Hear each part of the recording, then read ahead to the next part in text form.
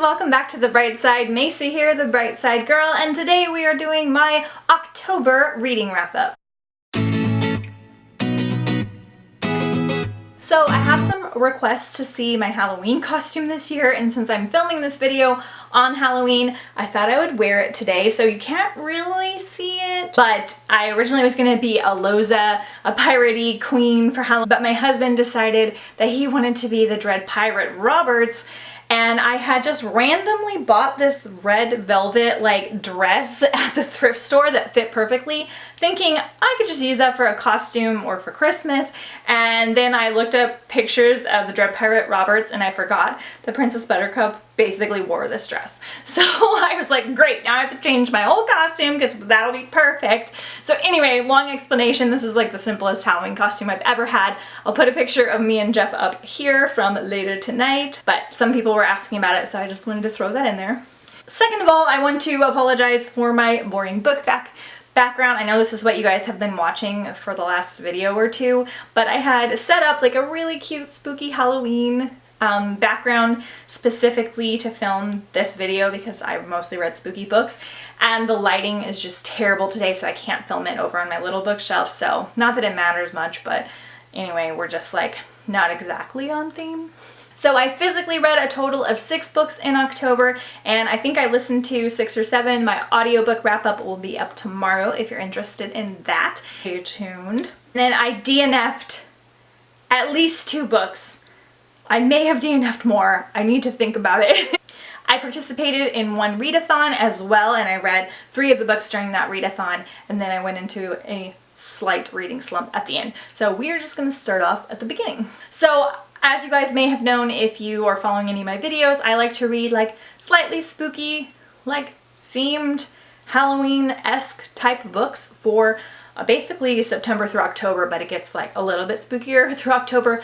Nothing scary, like super scary because I'm a big baby, although that changed a little bit up here soon. So I started off the month reading Anna Dressed in Blood by Kendar Blake.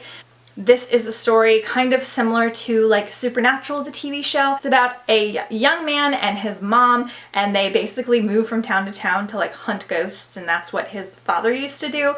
And so he goes to this one particular town to find a girl named Anna that is a ghost that like kills everyone that goes into her house, and she just won't go away. So that's basically all I want to give away. I was really excited to read this one because I love the 3 Dark Crown series by Kendar Blake, so I was excited to jump into something else from her. I gave this one 3.5 stars, so maybe 3. I can't remember.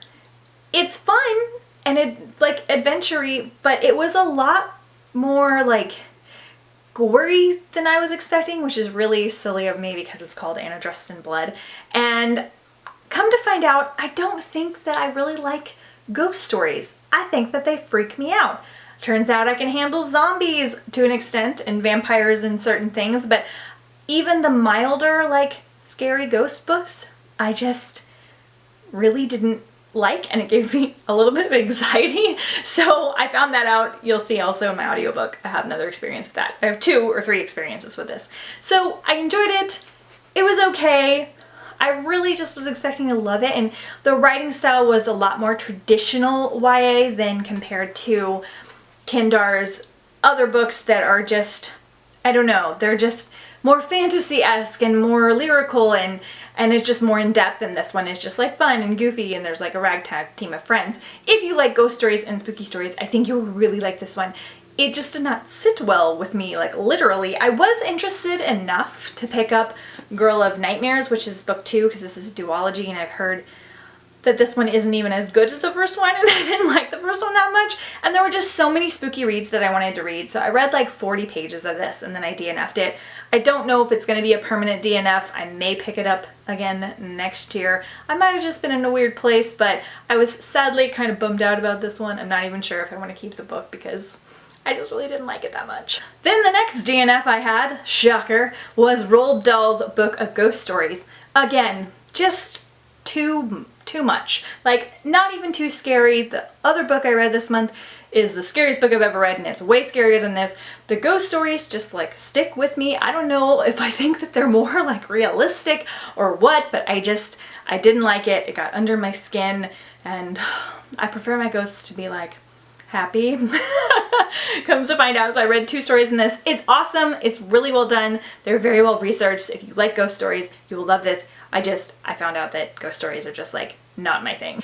Then I picked up Miss Peregrine's Home for Peculiar Children. This one is on my TBR for this month, but I forgot to put it in the video that came out.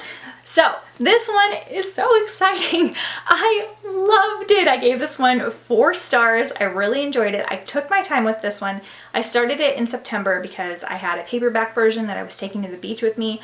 The pictures are super creepy. This was like the exact kind of creepiness I wanted. Like, it's definitely creepy and eerie and mysterious, but nothing like bothered me or upset me, and it wasn't too much, even though parts were like kind of graphic. But this one is about a young boy. He grew up with his grandpa telling him fantastical tales of his life and these children that he grew up with that all had special powers.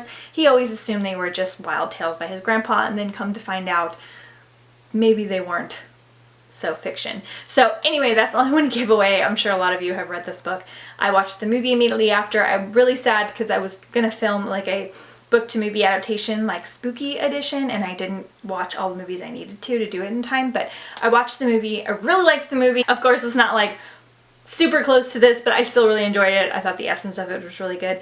I'm excited to read the rest of the series as well. I just didn't make it this time around because I had so many things on my priority, but I did really like it, and I gave it 4 stars. Then I went into Spookathon, which is a readathon hosted by Books and Lala and some of her friends, and it is basically just a week long of spooky reading, and I participated this year. I have an hour-long vlog that took me forever to edit, so if you're interested at all, go ahead and watch it. I will link it down below in the description because it's hilarious, because we did a lot of really fun things. We went on a boat ride, and we went to like a brewery tour and a pumpkin patch, and I read the scariest book I have ever read. So I started out the readathon reading Into the Drowning Deep by Mira Grant, who is Shauna McGuire. This is an adult horror, or it's an adult thriller. It might be a horror, I'm not really sure. Basically, it's scary mermaids. And that's why I wanted to read it, because it's mermaids, and I like mermaids. Mermaids, sirens, mythical creatures of the deep. So this book is about a company, Imagine Inc. or something, and they film mockumentaries of mythical creatures. So they've done like Bigfoot and like, I don't know, the Loch Ness Monster, and they do all these really like realistic looking documentaries about mythical creatures, and they set out to do one on mermaids, and their entire ship disappears, and they wind up with some really disturbing footage that proves that maybe mermaids are in fact real. So they hire a crew of crazy different types of people to go on a voyage to go to this. They go to basically the Mariana Trench, which is I think the deepest part of the ocean, not really sure, and find out what happened to their crew. And so we've got a wild cast of characters. There are a lot of people in here. We've got 2 deaf main characters and their sister who's a translator. We have 2 like animal hunting crazy people. There's a young girl whose sister was on the original ship, so she wants to find out what happened to her. There is a like kind of like a marine biologist type lady that's studied mythical and fantastical mermaid things and wants to prove herself correct. There's the head of the Imagine company, and all of these people are on this ship, and they go and try to figure out what's happening. And oh my gosh, it was so good, but it was so scary. Basically, my entire Spookathon vlog is just me going, I'm scared of my book, but it was so good. And like, they did such a good job of making mermaids seem realistic, because they're not your typical like beautiful like singing girls that look pretty, and like they do look really pretty, but they're more like amphibian monsters, and so it's more of like killer zombie mermaids, and it's nothing like I've read before, nothing like the other books I recommend, so keep that in mind. It does have adult content in here, mostly violence, a little bit of like sexual stuff, but not a lot. But it's really scary. Just the way that she writes it and the tension that she builds up was so well done. I can't wait for book 2, but I'm really, really scared. Like I almost had to take breaks from this one, and we wound up going on a boat ride at nighttime in the middle of me reading this, so that was an interesting coincidence. But I really liked it a lot. It really surprised me. This hit the new #1 spot for my scariest freezer book, so yeah, 4.5 stars. Picked up Cadaver and Queen by Allison Whitney. This is a Frankenstein reimagining, so we're in the Victorian era. We're following a young girl named Lizzie who wants to be a doctor, and she's trying to go about this with medical school, and she's getting a hard time from her professors and her peers.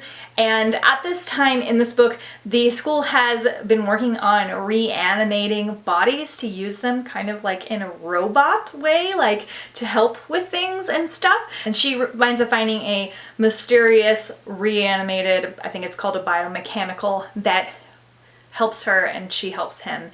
And it's very interesting. It's very different than anything I've ever read before. It's an extremely quick read. We have nods to Frankenstein and Elizabeth and Henry and Justine and all of our classic Frankenstein characters.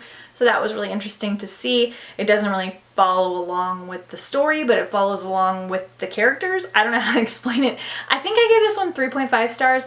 Might have given it more if I hadn't come off my big thrill from Into the Drowning Deep, but I did really enjoy it and it was really, really fun.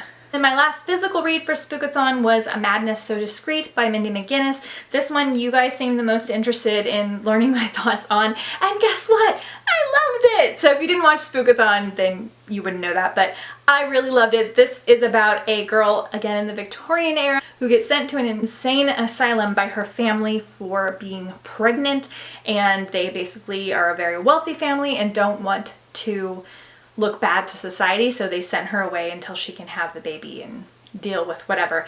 But she is very feisty and determined and very traumatized by this, so she winds up getting in trouble at the insane asylum and becoming an actual patient, and then meeting a certain doctor and becoming a mystery detective. So it took a wild turn. I thought we were going to be in the insane asylum the whole time, which technically we are, but this was advertised as a thriller, I think, but it's not. It's more of a mystery novel because they are solving some murders and things that happen with her family, but there are trigger warnings for like rape and violence and domestic abuse and things like that. So there are quite a few trigger warnings, but I really, really love reading about the Victorian era. I found out like I'm loving all these Frankenstein retellings, and A Madman's Daughter is set in that era, and I'm really liking my spooky reads to take place at that time. And this one is like a murder mystery type of a book. It's more of like murder and mystery and solving crime, and I didn't think that I would like that because I'm not a big, like, I don't like to read about like murder and stuff that's like too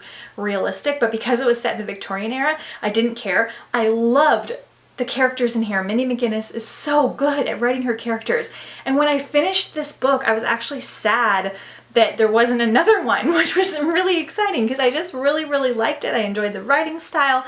I thought it was very well done. It was slightly weird and slow in the beginning, but Mindy McGinnis has redeemed herself in my eyes, and this made me want to read Sherlock like sooner rather than not, because I just really, really enjoyed it a lot, and I gave it 4 stars. And the last book I read in the month of October was This Savage Song by V.E. Schwab. I finally read Victoria Schwab. I'm so excited. This one, kind of like Anna Dressed in Black, disappointed me just a little tiny bit. Like I didn't love it as much as I was expecting based on people that I watch that also love certain books. So it's kind of matching my aesthetic right now.